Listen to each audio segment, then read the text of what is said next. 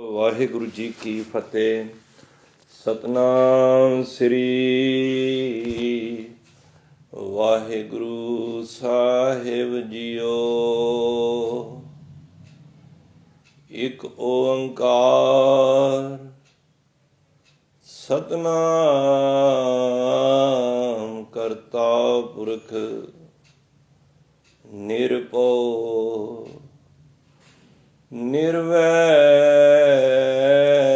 ਅਕਾਲ ਮੂਰਤ ਅਜੂਨੀ ਸੈਭੰ ਗੁਰ ਪ੍ਰਸਾਦ।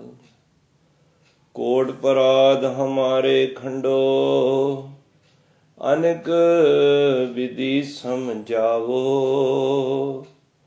हम ज्ञान अल्प मत थोड़ी तुम आपन बिरद रखावो। तुमरी शरण तुम्हारी आशा तुम ही सजन सुहेले। राखो राखण हार दयाला नानक करके गोले।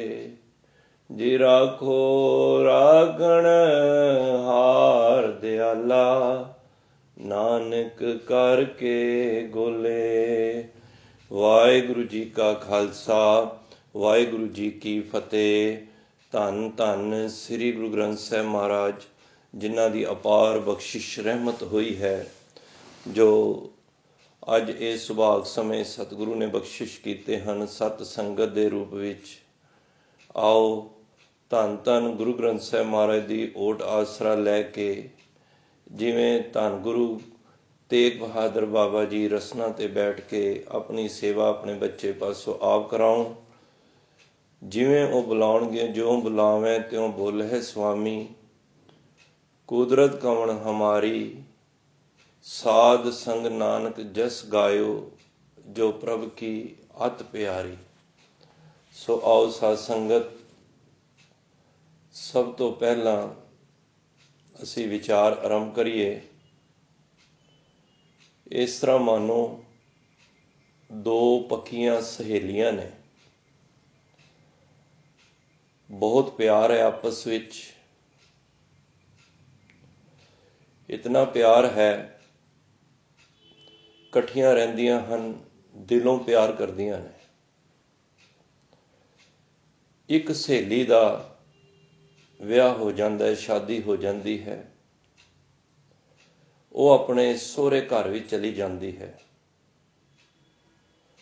हुण जिहड़ी दूजी सहेली है कल्ली रह जाती है। समा बीतदा जा रहा है, वो पेके आउंदी है जिहड़ी विआही हुई। अक्सर असी देखने हाँ कि धीआं विआही जांदियां ने ते फिर वार वार आंदियां भी ने घर विच। कुछ समय बाद आई वो सहेली ते उहदी फिर जिहड़ी सहेली सी उसनूं मेल होया, बड़ी खुश सी। और सहेलियां नूं भी चाह हुंदा है कि आपस विच असीं गल्लां करिए।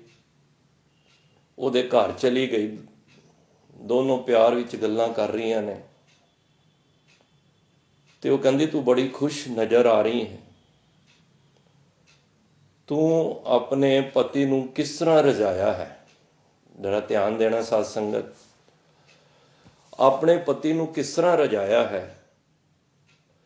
भगत फरीद जी ने कुछ इस तरह का बयान एक शब्द राही सानू दस्या है। वो कहती है कि तू अपने पति परमेश्वर नूं कुछ इतने थोड़े समय विच किस तरह रजा दिता है, भाव उसनूं किस तरह वस विच कर लिया है। ते भगत फरीद जी बहुत सुंदर कहते हैं, कवण सु अखर कवण गुण कवण सुमणिया मंत कवण सुवेसो हों करी जित वस आवे कंत। देखो वो सहेली उहदे कोलों पुछ रही है किहड़े 3 गुण सन ਜਿਹਦੇ ਨਾਲ ਤੂੰ ਆਪਣੀ ਪਤੀ ਪਰਮੇਸ਼ਰ ਨੂੰ ਰਜਾ ਦਿੱਤਾ ਹੈ। ਇਹਨੂੰ ਕਿਸੇ ਦੂਜੇ ਨੈਗੇਟਿਵ ਸੋਚ ਵਿੱਚ ਨਹੀਂ ਲੈ ਕੇ ਜਾਣਾ। ਇਹ ਪਰਮਾਰਥ ਦੀ ਸੋਚ ਦੀ ਗੱਲ ਹੈ। ਅਸੀਂ ਜਿਹੜੀ ਕੁਆਰੀਆਂ ਵਾਂ ਨਾ, ਅਸੀਂ ਸਭ ਜੀਵ ਇਸਤਰੀਆਂ ਵਾਂ, ਤੇ ਜਿਹੜੀ ਵਿਆਹੀ ਹੋਈ ਹੈ ਜਿਹਦੇ ਨਾਲ ਗੱਲ ਹੋ ਰਹੀ ਹੈ ਉਸ ਸਹੇਲੀ ਦੀ, ਉਹਦਾ ਮੇਲ ਪਰਮਾਤਮਾ ਦੇ ਨਾਲ ਹੋ ਗਿਆ ਹੈ, ਭਾਵ ਕਿ ਉਹਨੇ ਆਪਣੇ ਪਤੀ ਪਰਮੇਸ਼ਰ ਨੂੰ ਪਾ ਲਿਆ ਹੈ। ਸਾਡਾ ਵੀ ਇੱਕ ਮਕਸਦ ਹੈ, ਅਸੀਂ ਵੀ ਪਤੀ ਪਰਮੇਸ਼ਰ ਨੂੰ ਪਾਣਾ। ਅਸੀਂ ਜਿਤਨੇ ਵੀ ਭਾਵੇਂ ਨਰ ਹਾਂ ਜਾਂ ਮਾਦਾ ਹਾਂ, ਜਾਂ ਲੇਡੀਜ਼ ਕਹਿ ਲਓ ਜਾਂ ਜੈਂਟਸ ਹਾਂ, ਅਸੀਂ ਸਾਰੇ ਰੱਬ ਦੀਆਂ ਇਸਤਰੀਆਂ। ਜਗ ਮੇਂ ਪੁਰਖ ਏਕ ਹੈ, ਹੋਰ ਸਗਲੀ ਨਾਰ ਸਬਾਈ। ਇਸ ਜਗ ਦੇ ਵਿੱਚ ਪੁਰਖ ਇੱਕ ਪਰਮਾਤਮਾ ਹੀ ਹੈ, ਅਸੀਂ ਸਾਰੀਆਂ ਜੀਵ ਇਸਤਰੀਆਂ ਹਾਂ ਉਸ ਦੀਆਂ। ਤੇ ਪਰਮਾਤਮਾ ਕੋਲ ਅਸੀਂ ਪਹੁੰਚਣਾ ਹੈ, ਭਾਵ ਪਤੀ ਪਰਮੇਸ਼ਰ ਕੋਲ ਪਹੁੰਚਣਾ ਹੈ, ਤੇ ਇੱਕੋ ਜਰੀਆ ਹੈ, ਉਹ ਵੇ ਰੱਬ ਤੋਂ ਪਾਉਣ ਵਾਸਤੇ, ਉਹ ਵੇ ਗੁਰੂ। ਗੁਰੂ ਇੱਕ ਸੋਰਸ ਹੈ ਜਿਹਦੇ ਕਾਰਨ ਅਸੀਂ ਰੱਬ ਤੱਕ ਪਹੁੰਚਣਾ ਹੈ। ਦੇਖੋ, ਅਸੀਂ ਉਸ ਗੁਰੂ ਨੂੰ ਰਜਾਣਾ ਹੈ। ਗੁਰੂ ਵੀ ਕਿਹੜਾ? ਜਿਹੜਾ ਕਾਮਲ ਗੁਰੂ ਹੈ। ਗੁਰੂ ਗ੍ਰੰਥ ਸਾਹਿਬ ਵਿੱਚ ਪੂਰੇ ਗੁਰੂ ਦੀ ਗੱਲ ਕਰਦੇ ਹਨ। ਤੇ ਗੁਰੂ ਉਹੀ ਹੋਏਗਾ ਨਾ ਜਿਹੜਾ ਆਪ ਮਿਲਿਆ ਹੋਏਗਾ। ਹੁਣ ਮੇਰੇ ਵਰਗਾ ਕੋਈ ਪਾਪੀ ਪਖੰਡੀ ਕਵੇ ਕਿ ਮੈਂ ਰੱਬ ਨਾਲ ਮਿਲਿਆ ਵਾਂ, ਤੇ ਇਹ ਗੱਲ ਬਣਦੀ ਨਹੀਂ। ਜਿਹੜਾ ਗੁਰੂ ਕਾਮਲ ਗੁਰੂ ਹੈ, ਜਿਹੜਾ ਪਰਮਾਤਮਾ ਦੇ ਨਾਲ ਅਭੇਦ ਹੋਇਆ ਪਿਆ ਹੈ, ਉਹੀ ਸਾਨੂੰ ਮਿਲਾ ਸਕੇਗਾ ਨਾ। ਜਿਹੜਾ ਆਪ ਮੁਕਤ ਹੈ ਉਹੀ ਮੁਕਤ ਦਾਤਾ ਦੇ ਨਾਲ ਮਿਲਾ ਸਕਦਾ ਹੈ ਨਾ। ਰੋਜ਼ ਪੜ੍ਹੀਦਾ ਸੁਖਮਨੀ ਸਾਹਿਬ ਵਿੱਚ, ਆਪ ਮੁਕਤ ਮੁਕਤ ਕਰੇ ਸੰਸਾਰ, ਨਾਨਕ ਤਿਸ ਜਨ ਕੋ ਸਦਾ ਨਮਸਕਾਰ। ਬਈ ਜਿਹੜਾ ਆਪ ਮੁਕਤ ਹੋਏਗਾ ਉਹੀ ਮੁਕਤ ਸਾਨੂੰ ਕਰਾ ਸਕੇਗਾ ਨਾ। ਤੇ ਉਹ ਸਹੇਲੀ ਆਪਣੀ ਸਹੇਲੀ ਕੋਲ ਪੁੱਛਦੀ ਹੈ, ਬਈ ਉਹ ਕਿਹੜੇ 3 ਗੁਣ ਸਨ? ਕਵਣ ਸੁ ਅੱਖਰ, ਕਵਣ ਗੁਣ, ਕਵਣ ਸੁਮਣੀਆਂ ਮੰਤ, ਕਵਣ ਸੁਵੇਸੋ ਹੋਂ ਕਰੀ ਜਿਤ ਵਸਾਵੇ ਕੰਤ। ਕਿਸ ਤਰ੍ਹਾਂ ਤੂੰ ਵਾਸੀ ਚ ਕਰ ਲਿਆ ਆਪਣੇ ਪਤੀ ਨੂੰ, ਮੈਂ ਉਹ ਕਿਹੜਾ ਵੇਸ ਧਾਰਨ ਕਰਾਂ ਜਿਹਦੇ ਨਾਲ ਮੇਰੀ ਵੀ ਜਦੋਂ ਸ਼ਾਦੀ ਹੋਵੇ ਆਪਣੇ ਘਰ ਵਾਲੇ ਦਾ ਨਾਲ, ਪਤੀ ਪਰਮੇਸ਼ਰ ਦੇ ਨਾਲ, ਅਸੀਂ ਜੀਵ ਇਸਤਰੀਆਂ, ਤੇ ਮੈਂ ਵੀ ਕਿਸ ਤਰ੍ਹਾਂ ਉਸ ਪ੍ਰਭੂ ਪਰਮਾਤਮਾ ਨੂੰ ਪਾ ਲਵਾਂ।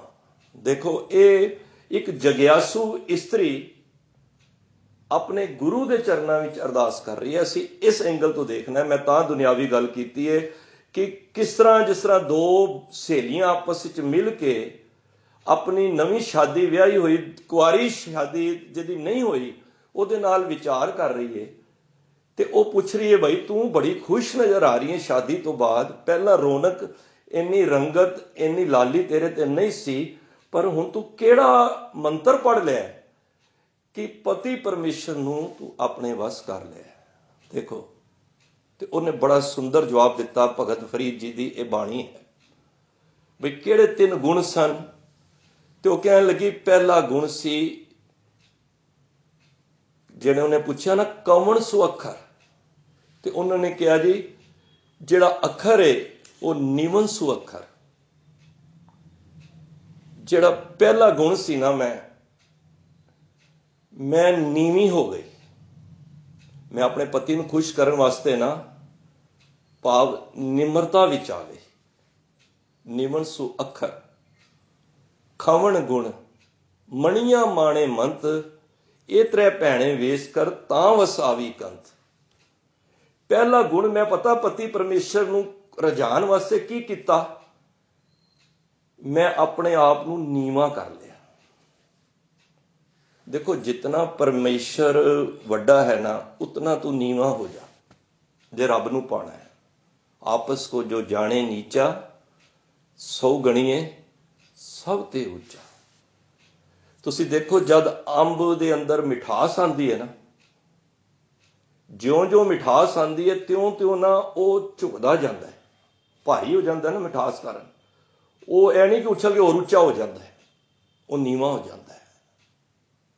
ਨੀਵੇਂ ਸੋ ਗੋਰਾ ਹੋਏ ਧਰ ਤਰਾਜੂ ਤੋਲੀਏ, ਗੁਰੂ ਨਾਨਕ ਪਾਤਸ਼ਾਹ ਆਸਾ ਦੀ ਵਾਰ ਵਿੱਚ ਕੀ ਕਹਿੰਦੇ ਨੇ? ਧਰ ਤਰਾਜੂ ਤੋਲੀਏ ਨੀਵੇਂ ਸੋ ਗੋਰਾ ਹੋਏ। ਤਰਾਜੂ ਦੇ ਅੰਦਰ, ਸਕੇਲ ਦੇ ਅੰਦਰ ਜਿਹੜੀ ਚੀਜ਼ ਭਾਰੀ ਹੋਏਗੀ ਉਹ ਗੋਰੀ ਹੋ ਜਾਏਗੀ, ਵੱਡੀ ਭਾਵ ਭਾਰੀ ਹੋ ਜਾਏਗੀ। ਨੀਵੇਂ ਸੋ ਗੋਰਾ ਹੋਏ। ਜਿੰਨਾ ਅਸੀਂ ਆਪਣੇ ਆਪ ਨੂੰ, ਪਰਮਾਤਮਾ ਉੱਚਾ ਨਾ, ਅਸੀਂ ਆਪਣੇ ਆਪ ਨੂੰ ਨੀਵਾਂ ਲੈ ਜਾਈਏ ਨਿਮਰਤਾ ਦੇ ਵਿੱਚ। ਔਰ ਜਿਉਂ ਅਸੀਂ ਪਰਮਾਤਮਾ ਉੱਚਾ, ਅਸੀਂ ਨੀਵੇਂ ਹੋ ਗਏ, ਇਹ ਗੁਣ ਸਾਨੂੰ ਮਿਲ ਜਾਏਗਾ। ਕਿਉਂਕਿ ਪਰਮਾਤਮਾ ਦੇ ਘਰ ਪਹੁੰਚਣਾ ਹੈ ਤੇ ਗੁਰੂ ਕਹਿੰਦਾ ਸਭ ਤੋਂ ਪਹਿਲਾਂ ਤੇਰੇ ਅੰਦਰ ਨਿਮਾਨਤਾ ਹੋਣੀ ਚਾਹੀਦੀ ਹੈ। ਜੇ ਨਿਮਰਤਾ ਨਹੀਂ, ਉਹ ਕਹਿੰਦੇ ਨੇ ਨਾ, ਕਿਉਂਕਿ ਸ਼ਬਦ ਆਉਂਦਾ ਹੈ, ਚਾਕਰ ਲੱਗੇ ਚਾਕਰੀ ਜੇ ਚੱਲੇ ਖਸਮੇ ਪਾਏ। ਚਾਕਰ ਹੁੰਦਾ ਹੈ ਸੇਵਕ। ਕਹਿੰਦਾ ਸੇਵਕ ਤੇ ਉਹੀ ਹੈ ਜਿਹੜੀ ਸਤਿਗੁਰੂ ਦੇ ਗੱਲ ਦੇ ਅਨੁਸਾਰ ਚੱਲੇ। ਜੇ ਪਤੀ ਨੇ ਕਹਿਤਾ ਇਹ ਗੱਲ ਕਰਨੀ ਹੈ ਤੇ ਪਤਨੀ ਦਾ ਕੀ ਫਰਜ਼ ਬਣਦਾ ਹੈ? ਠੀਕ ਹੈ, 7 ਬਚਨ।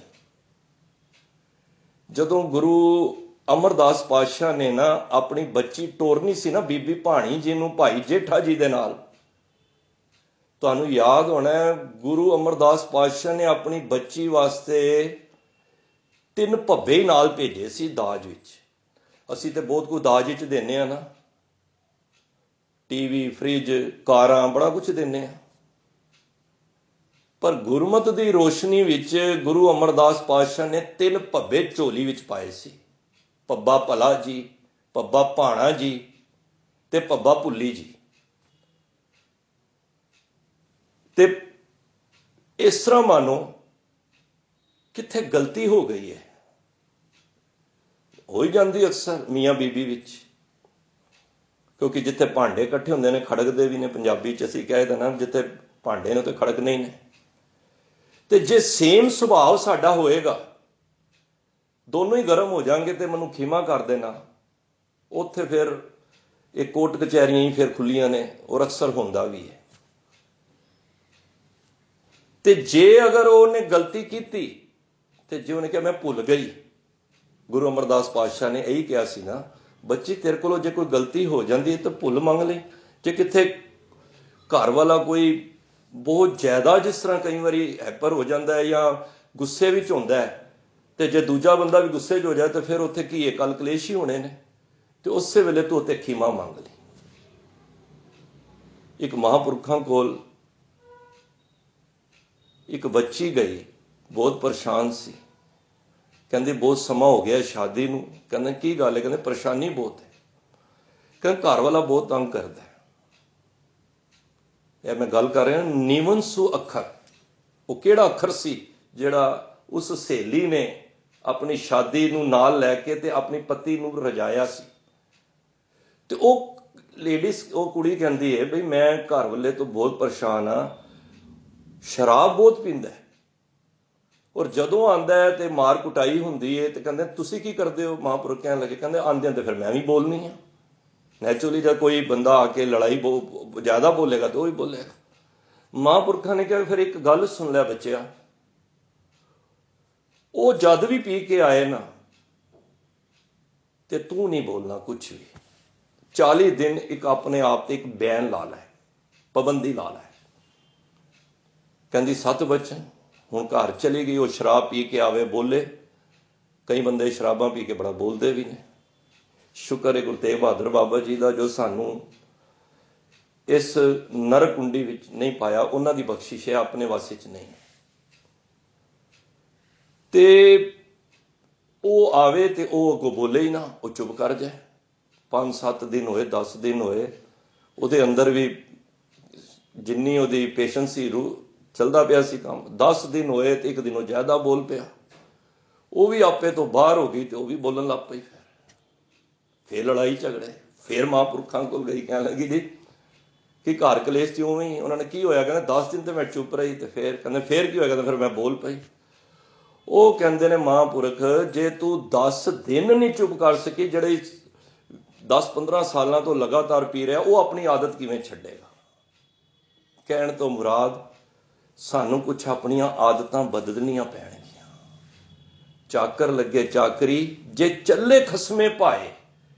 ਚਾਕਰ ਤੇ ਉਹੀ ਹੈ ਜਿਹੜੇ उस मालक के भाणे विच चले, जो उन्हें कहता 7 बचन, किंतु परंतु नहीं, भावें वो गल ते ठीक है, असीं इस गल तो नहीं जाना। जे इतिहास वाल आ जाइए इस गल नूं, ते भाई लहणा जी ने कभी किंतु परंतु कीती है? बई पेड़ ते चढ़ जा, मिठाइयां गिरनगियां, राती कपड़े धोन चला जा बारिश विच, पर उन्होंने यह नहीं किया बारिश च भी कपड़े धोए जाते हैं, किंतु नहीं। चाकर लगे चाकरी, जे चले खसमे पाए, हुरमत इसनों अगली, वो वजो भी दूना खाए। हुरमत उन्होंने फिर इज्जत ज्यादा मिलती है। मतलब कि अगर किसी कोई भाणे विच चले, कोई असी नौकरी चाकर नौकरी करता है ना, तो नौकरी करते करते की हुंदा है, उसकी तनख्वाह वध जाती है। खसमे करे बराबरी, जे कोई हुण खसम की बराबरी कर ले, अपने मालक की बराबरी कर ले, खसमे करे बराबरी, फिर गैरत अंदर पाए। महाराज कहते ने फिर ना, जे अगर वही मालक नौकर मालक की बराबरी करन लग पे, फिर की हुंदा है, फिर उन्हें शर्मिंदगी उठानी पैंदी है। वजो गवाए अगला, मूँह पाना दूजा खाए। फिर उन्होंने मूँह दियां खाणियां पैंदियां ने, भाव उन्होंने जुत्तियां पैंदियां ने। ते सतगुर कुछ इस तरह का ही ख्याल दे रहे ने कि नीवा हो जा, धर तराजू तोलिए, नीवें सो गोरा होए। जेड़ा पत्थर, जेड़ा भी तराजू दे विच समान पावांगे, भारी होएगा ना, नीवा हो जाएगा, उहदा मुल ज्यादा पेगा। जे खाली झुकण वाली गल नहीं, तुसी शरीरिक क्रिया नूं झुकना ना समझो, नीवन सो अखर वो ना समझो। कहते ने जे नीवे के अखर होना ना, अपराधी दूना नीवें, जो हंता मिर्गाए। गुरु नानक पातशाह कहते ने, जे झुकण की गल होए ना, तो जेड़े मिर्ग नूं मारदे ना, हिरन नूं मारदे ने जेड़े, वो बिल्कुल सीधे स्टेट हो जाते हैं, डंडोत आरस डंडे आर सीधे हो जाते हैं। तो इस तरह पोजीशन ले लेंदे ने उन्होंने मारन वास्ते। ते पातशाह कहते हैं अपराधी दूना नीवें, जो हंता मिर्गाए, सीस निवाइए क्या थिए, जा रिद्धे कसूदे जाए। उस सीस निवान नूं की फायदा होया, जे अंदरों मन च खोट है कि मैं हिरन नूं मार रहा, उस झुकन का की फायदा। हुण कई गुरुद्वारा साहब लंबे लेटते हैं, मैं उन्होंने निखिध नहीं कह रहा, करन टेकन, पर कित्थे मन करके भी टेक लैन। निवंसु अखर, खाली असी शरीरिक क्रिया दिखाना नहीं जी मैं बहुत निमाणा, नहीं, कित्थे मन करके भी निमाणा हो जा।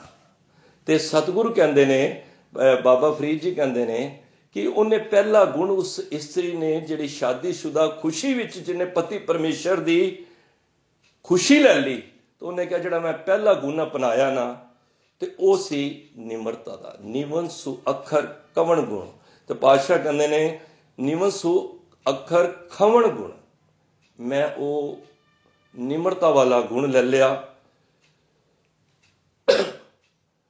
जेबा मणिया मंत, वो हुण दूजा, पहली तो निमरता आ गई, ते दूजा महाराज कहते ने कवण गुण। दूजा गुण केड़ा सी? वो सी साध संगत, जेड़ा कवन सु अखर कवण गुण, कवन सु मणिया मंत, कवन सु वेसो हों करी, जित वस आवे कंत, नीवन सु अखर खवण गुण। हुण खवण की है? खवण कह लो किसी नूं माफ कर देना, किसी की गल नूं सहार जाना, बड़ी औखी गल जे। नीवा पैना तो एक वखरी गल है, खवण हुंदा भी जिहड़ा अपने आप नूं सहार जाना, किसी के बोल कबोल नूं सहार जाना, बड़ी औखी गल है। किसी की गल नूं, हुण घर वाले ने भावें असीं ठीक हाँ या गलत हाँ, जे कदी कह दिता तो घर वाली फिर आपे तो बाहर हो जाती। कहते ने मैं की कीता, मैं उस खवण गुण नूं अडॉप्ट कर लिया। देखो दो गल्लां दा जिंदगी च याद रख लीए, जे खवण गुण की पकड़ करनी है। अज सोच विचार कर रहा सी, पता की सब तो पहला जे तो मेरे को गलती हुई है, यह बड़ी वड्डी गल है, ये बहुत औखा काम है जिहड़ी मैं गल करन जा रहा। ਪਤੀ ਪਤਨੀ ਦੇ ਜੀਵਨ ਵਿੱਚ ਚੱਲਦੇ ਹੋਏ ਇਸ ਤਰ੍ਹਾਂ ਸਮਝ ਲਓ, ਜਾਂ ਮੇਰਾ ਜੀਵ ਇਸਤਰੀਆਂ ਪਰਮਾਤਮਾ ਦੇ ਨਾਲ ਜੋ ਵੀ ਸੰਬੰਧ ਲੈ ਕੇ ਚੱਲੋ, ਮੇਰੇ ਕੋਲ ਗਲਤੀ ਹੋ ਗਈ ਔਰ ਮੈਨੂੰ ਸਮਝ ਵੀ ਆ ਗਈ ਕਿ ਮੈਂ ਗਲਤੀ ਕੀਤੀ ਹੈ। ਹੁਣ ਇਹਦੇ ਅਸੀਂ ਜਿੰਨੇ ਝੂਠ ਪਾਈ ਜਾਵਾਂਗੇ ਨਾ, ਉਹਨੂੰ ਛੁਪਾਉਣ ਵਾਸਤੇ ਤੇ ਝੂਠ ਝੂਠ ਹੀ ਰਹਿਣਾ, ਸੱਚ ਨਹੀਂ ਬਣ ਜਾਣਾ। ਹੁਣ ਕੋਈ ਘਰ ਵਾਲੀ ਗਲਤੀ ਕਰ ਲੈਂਦੀ ਹੈ, ਅਗਰ ਕੋਈ ਜੀਵ ਇਸਤਰੀ ਗਲਤੀ ਕਰ ਲੈਂਦੀ ਹੈ, ਧਿਆਨ ਦੇਣਾ, ਉਸ ਵੇਲੇ ਇੱਕੋ ਕੰਮ ਹੈ ਕਿ ਖਿਮਾ ਮੰਗ ਲੈ ਕਿ ਮੇਰੇ ਕੋਲ ਗਲਤੀ ਹੋ ਗਈ। ਮੈਂ ਕਹਿੰਦਾ ਅਗਰ ਕੋਈ ਤੁਹਾਨੂੰ ਸੋਰੀ ਕਹਿ ਦੇ ਨਾ, ਤੇ ਜਿਤਨਾ ਮਰਜ਼ੀ ਪਾਪ ਕੀਤਾ ਹੋਏ ਨਾ, ਤੇ ਤੁਸੀਂ ਉਹਨੂੰ ਡਾਂਟੋਗੇ ਨਹੀਂ। ਹੁਣ ਕਦੀ ਵੀ ਕੋਈ ਬੱਚਾ ਗਲਤੀ ਕਰਕੇ ਤੁਹਾਡੇ ਪੈਰੀ ਹੱਥ ਲਾ ਲੇ, ਮੈਂ ਸਮਝਦਾ ਕੋਈ ਐਸਾ ਕਾਫਰ ਕੋਈ ਬਾਪ ਨਹੀਂ ਹੋਏਗਾ ਜਿਹੜਾ ਆਪਣੇ ਬੱਚੇ ਨੂੰ ਫੇਰ ਵੀ ਮਾਰੇਗਾ। ਇਹ ਬੜੀ ਵੱਡੀ ਗੱਲ ਹੈ ਇੱਕ। ਤੇ ਦੂਜੀ ਗੱਲ ਖਵਣ ਗੁਣ ਵਾਲੀ, ਕਿ ਸਾਹਮਣੇ ਵਾਲੇ ਨੇ ਗਲਤੀ ਕਰ ਲਈ, ਸਪੋਜ਼ ਘਰ ਵਾਲੇ ਨੇ ਗਲਤੀ ਕਰ ਲਈ, ਤੇ ਜੀਵ ਇਸਤਰੀ ਪਤਾ ਕੀ ਕਰੇ, ਉਹਨੂੰ ਖਿਮਾ ਕਰ ਦੇ। ਪਿਆਰ ਨਾਲ ਆਖੋ ਸਤਨਾਮ ਸ੍ਰੀ ਵਾਹਿਗੁਰੂ। ਇਹ ਦੋ ਚੀਜ਼ਾਂ ਨੇ। ਮੇਰੇ ਕੋਲ ਗਲਤੀ ਹੋਈ ਤੇ ਮੈਂ ਮਾਫੀ ਮੰਗ ਲਈ। ਤੁਸੀਂ ਦੇਖੋ ਬੜੇ ਹੋਲੇ ਹੋ ਜਾਓਗੇ।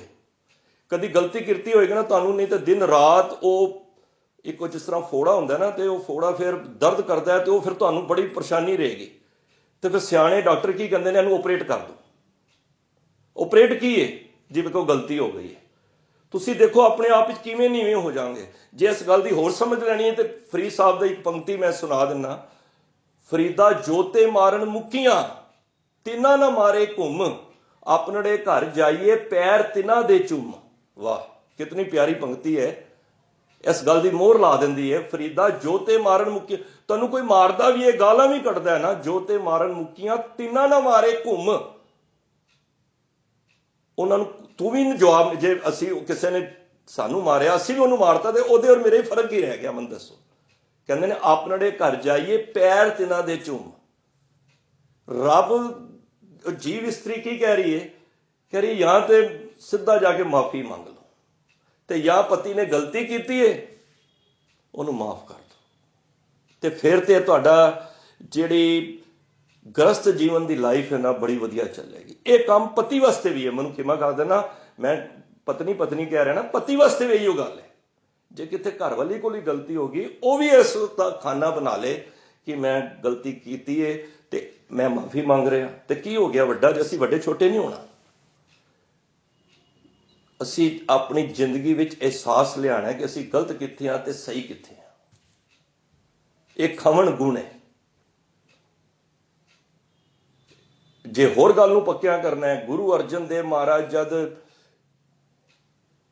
ਹਰਿਮੰਦਰ ਸਾਹਿਬ ਉਸਾਰੀ ਕਰ ਰਹੇ ਸਨ ਨਾ, ਤੇ ਆਪਣੇ ਗੁਰੂ ਦੇ ਮਹਿਲ ਤੋਂ ਜਦ ਆਉਂਦੇ ਸਨ, ਜਦੋਂ ਆਣਾ ਤਾਂ ਛੋਟੀਆਂ ਭੀੜੀਆਂ ਗਲੀਆਂ ਚੋਂ ਨਿਕਲ ਕੇ ਜਾਣਾ, ਤੇ ਪ੍ਰਿਥੀ ਚੰਦ ਭਰਾ ਸੀ, ਬੜਾ ਈਰਖਾ ਕਰਦਾ ਸੀ, ਪਰ ਮਹਾਰਾਜ ਜੀ ਖਵਣ ਗੁਣ ਸੀ ਸਹਾਰਨ ਦਾ।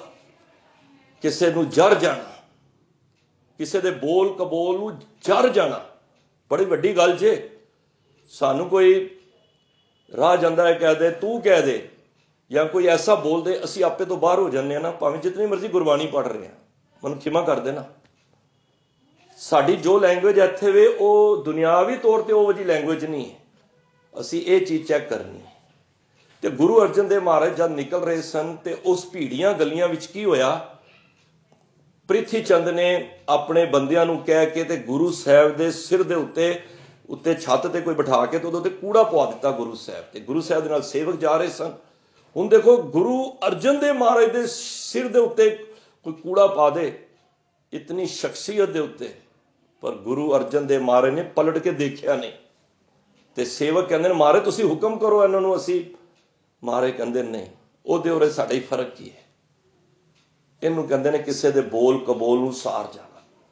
ਜਾਂ ਗਲਤੀ, ਮੈਂ ਹੁਣੀ ਵਾਰੀ ਫਿਰ ਰਿਪੀਟ ਕਰਦਾ, ਗਲਤੀ ਹੋਈ ਹੈ, ਖਿਮਾ ਮੰਗ ਲਓ। ਜੇ ਸਾਹਮਣੇ ਨੇ ਕੀਤੀ ਹੈ ਤੇ ਉਹਨੂੰ ਖਿਮਾ ਕਰ ਦਿਓ। ਖਿਮਾ ਕਰਨਾ ਵੀ ਬੜਾ ਵੱਡਾ ਗੁਣ ਹੈ। ਇਹ ਤੇ ਹੋ ਗਏ ਦੋ। ਨਿਮਨ ਸੁਅੱਖਰ ਖਵਣ ਗੁਣ, ਜੇਬਾਂ ਮਣੀਆਂ ਮੰਤ। ਤੀਜਾ, ਉਸ ਸਹੇਲੀ ਨੇ ਪੁੱਛਿਆ, ਤੀਜਾ ਗੁਣ ਤੇਰੇ ਵਿੱਚ ਕੀ ਸੀ ਜਿਹਦੇ ਨੂੰ ਤੂੰ ਵਸ ਕਰ ਲਿਆ? ਕਹਿੰਦੇ ਨੇ ਉਹ ਕਿਹੜਾ ਮੰਤਰ ਸੀ ਤੂੰ ਕਿਹੜਾ ਜਾਦੂ ਟੂਣਾ ਕਰ ਦਿੱਤਾ ਉਹਦੇ ਉੱਤੇ। ਮੰਤਰ ਦਾ ਭਾਵ, ਮੰਤਰ ਨੂੰ ਵੈਸੇ ਲਿਆ ਗੁਰੂ ਗੋਬਿੰਦ ਸਿੰਘ ਮਹਾਰਾਜ ਨੇ ਕਿਹਾ ਨਮੋ ਜੰਤ ਜੰਤਰੇ, ਨਮੋ ਮੰਤ ਮੰਤਰੇ, ਨਮੋ ਤਨ ਤੰਤਰੇ। ਇਹ ਜੰਤਰ ਵੀ ਹੁੰਦੇ ਨੇ, ਮੰਤਰ ਵੀ ਨੇ, ਤੰਤਰ ਨੇ। ਮਹਾਰਾਜ ਸਾਰਿਆਂ ਨੂੰ ਨਮਸਕਾਰ ਕੀਤੀ ਹੈ। ਇਹ ਨਹੀਂ ਕਿ ਹੁੰਦੇ ਨਹੀਂ, ਹੁੰਦੇ ਨੇ, ਪਰ ਇਹ ਅਲੱਗ ਵਿਸ਼ਾ ਹੈ। ਇਹ ਜਦੋਂ ਜਾਸ ਸਾਹਿਬ ਦੀ ਕਦੀ ਵਿਚਾਰ ਹੋਈ ਤੈਨੂੰ ਅਸੀਂ ਲਵਾਂਗੇ। ਚਲੋ, ਉਹ ਕਹਿੰਦੇ ਤੂੰ ਕਿਹੜਾ ਜਾਦੂ ਟੂਣਾ ਕੀਤਾ ਹੈ, ਕੀ ਐਸੇ ਬੋਲ ਬੋਲੇ ਨੇ ਜਿਹਦੇ ਨਾਲ ਤੇਰੇ ਵਸ ਆ ਗਏ। ਤੇ ਉਹਨੇ ਕਿਹਾ ਜੀ, ਜਿਹਨੇ ਪਾਇਆ ਸੀ, ਉਹ ਕਹਿੰਦੀ ਮੈਂ ਨਾ ਇਸ ਰਸਨਾ ਦੇ ਵਿੱਚ ਨਾ ਜੇਬਾਂ ਮਣੀਆਂ ਮੰਤ, ਮੈਂ ਇਸ ਜੇਬਾਂ ਰਾਈ ਨਾ ਮਿੱਠਾ ਬੋਲਣ ਲੱਗ ਪਈ ਹਾਂ। ਬਸ ਹੁਣ ਮੇਰੇ ਅੰਦਰ ਕਰਵਾਟ ਨਹੀਂ ਹੈਗੀ। ਹੁਣ ਮੈਂ ਜਿਹੜੀ ਗੱਲ ਹੁੰਦੀ ਹੈ ਮੈਂ ਬੜੀ ਮਿਠਾਸ ਵਿੱਚ ਕਰਨਾ।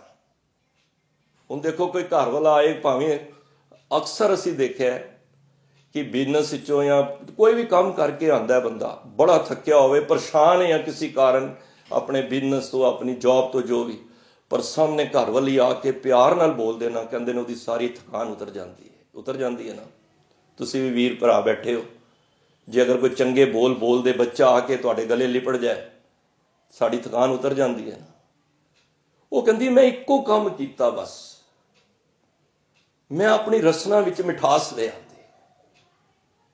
ਕਿਉਂਕਿ ਪਰਮਾਤਮਾ ਨੂੰ ਪਾਣਾ ਜੇ ਨਾ, ਪਰਮਾਤਮਾ ਦੀ ਜਿਹੜੀ ਬੋਲੀ ਹੈ ਨਾ, ਦੇਖੋ ਅਸੀਂ ਪੰਜਾਬੀ ਬੋਲਦੇ ਹਾਂ, ਹਿੰਦੀ ਵਿੱਚ ਇੰਗਲਿਸ਼ ਬੋਲਦੇ ਹਾਂ। ਹੁਣ ਜਿਹਨੇ ਅਮਰੀਕਾ ਜਾਣਾ ਹੈ, ਉਹਨੇ ਆਈਲੈਟਸ ਦੇ ਐਗਜ਼ਾਮ ਦੇਣੇ ਨੇ, ਕਿਉਂਕਿ ਜਿਸ ਕੰਟਰੀ ਜਾਣਾ ਹੈ ਉਸਦੀ ਲੈਂਗੁਏਜ ਵੀ ਜ਼ਰੂਰੀ ਹੈ।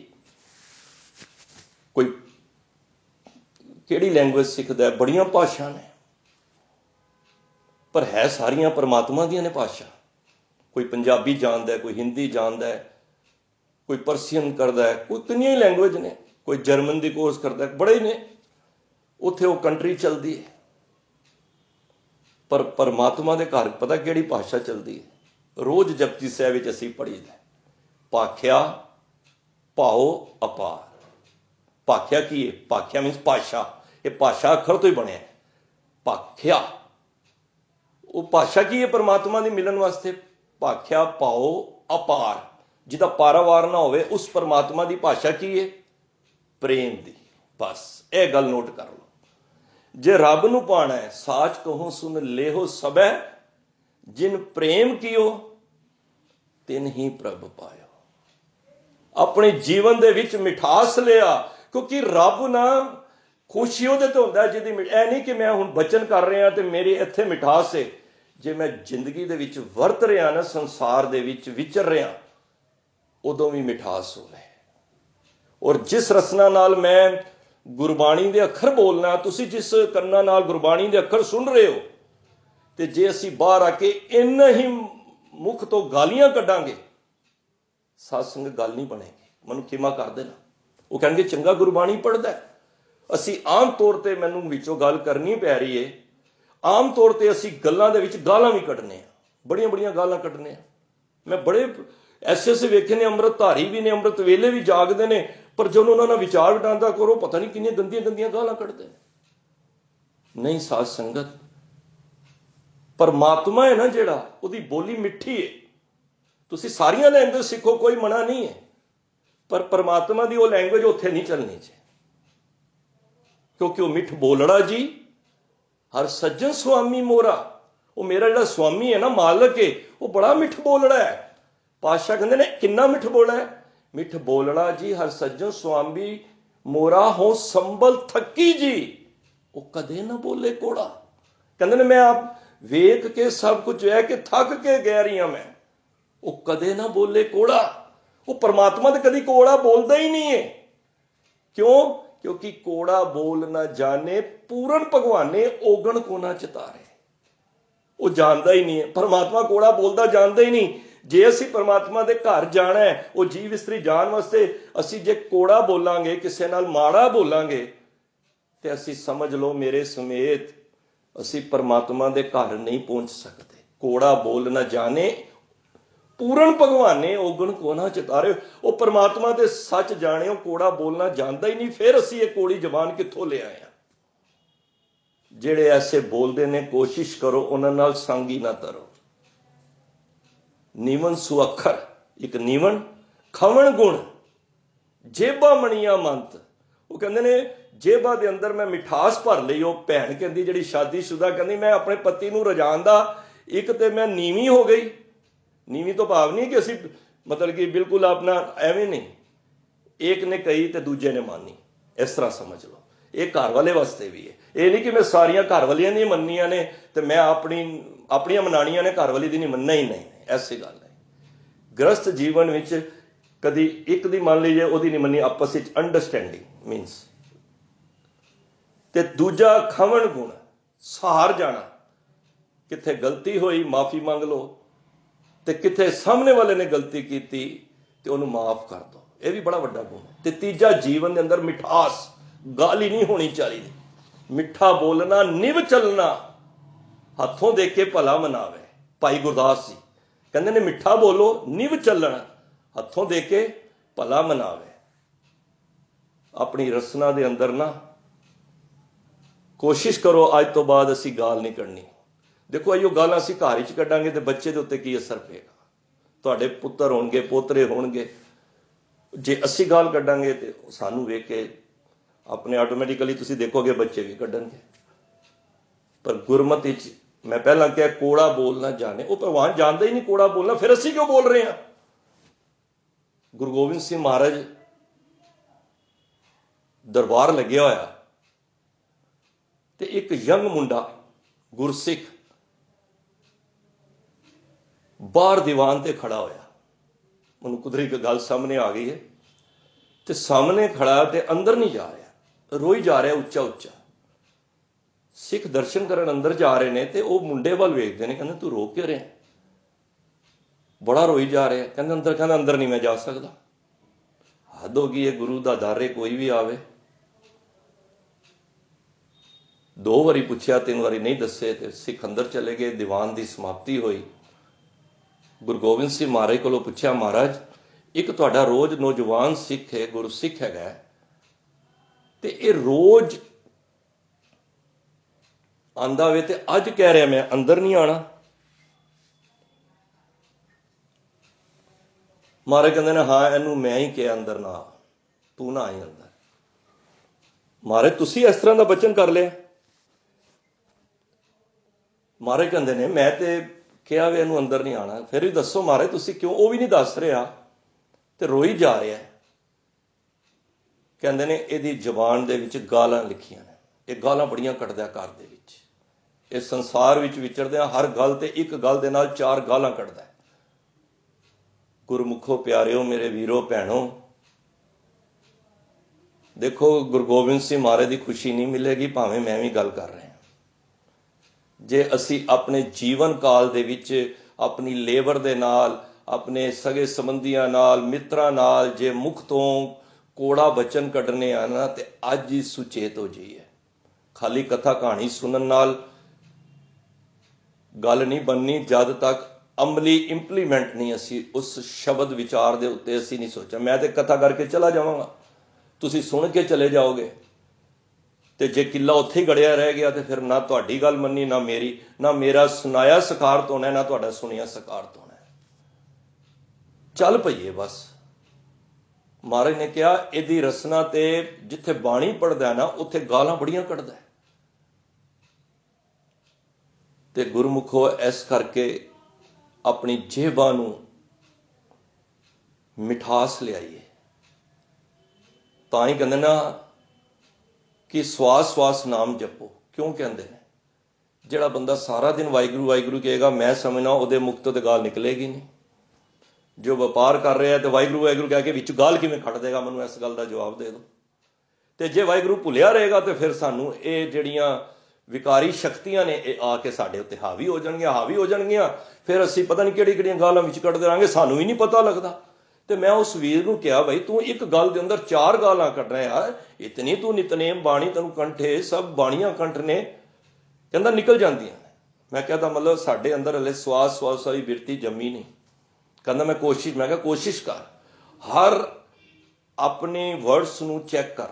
ਕਹਿੰਦੇ ਤੋਲ ਮੋਲ ਕੇ ਬੋਲ ਕਿ ਅਸੀਂ ਕਿਸ ਪਰਿਵਾਰ 'ਚ ਬੈਠੇ ਹਾਂ। ਸਾਡੇ ਨਾਲ ਪਰਿਵਾਰ ਨੂੰ ਹੀ ਛੱਡੋ, ਸਾਡੇ ਨਾਲ ਗੁਰੂ ਤੇ ਬੈਠਾ ਹੀ ਹੈ ਨਾ। ਗੁਰੂ ਮੇਰੇ ਸੰਗ ਸਦਾ ਹੈ ਨਾਲੇ, ਗੁਰੂ ਮੇਰੇ ਨਾਲ ਬੈਠਾ ਹੈ। ਤੇ ਅਸੀਂ ਗੁਰੂ ਨੂੰ, ਜਿਹੜੇ ਅਸੀਂ ਸੋਚਦੇ ਅਸੀਂ ਗੁਰੂ ਨੂੰ ਬਾਣੀ ਸੁਣਾ ਰਹੇ ਹਾਂ, ਤੇ ਉਸ ਗੁਰੂ ਨੂੰ ਗਾਲਾਂ ਸੁਣਾਵਾਂਗੇ ਤੇ ਸਾਨੂੰ ਖੁਸ਼ੀ ਮਿਲੇਗੀ।